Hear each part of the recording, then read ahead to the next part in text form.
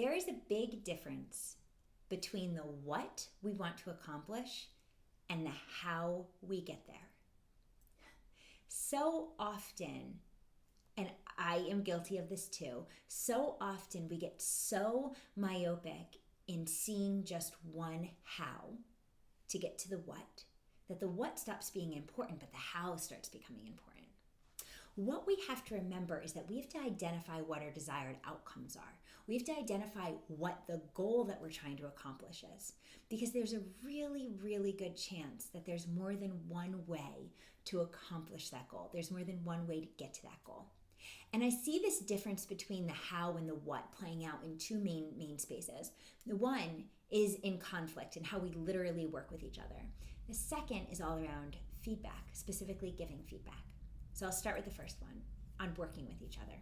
So often, people get so stubbornly grounded in what they believe their how needs to be, that they often forget about the outcome that they're looking for. So when I see conflict, what we have to be able to do is reground ourselves in what we want that outcome to be, what we are desiring as our future state. And then reevaluate whether or not it's as important that we do it this way, or is it important that we just get to this end goal? That can be a key differentiator when it comes to this conflict space. The second way I see it is around feedback. Again, specifically in giving feedback. So often people try to give feedback to somebody, and it's not about what they did. It's about how they did it. But when they open up the conversation, it sounds like it's about what they did. So the conversation is steered towards the fact that they were right, or they accomplished the goal. You have to be really careful when you're delivering feedback to make sure that you're communicating in a way that they understand it's not what you did or what you accomplished that was wrong. It's how you got there. I was working with a client the other day, and she was wrestling with the fact that she had to deliver this feedback to one of her people, and she said they didn't do anything wrong.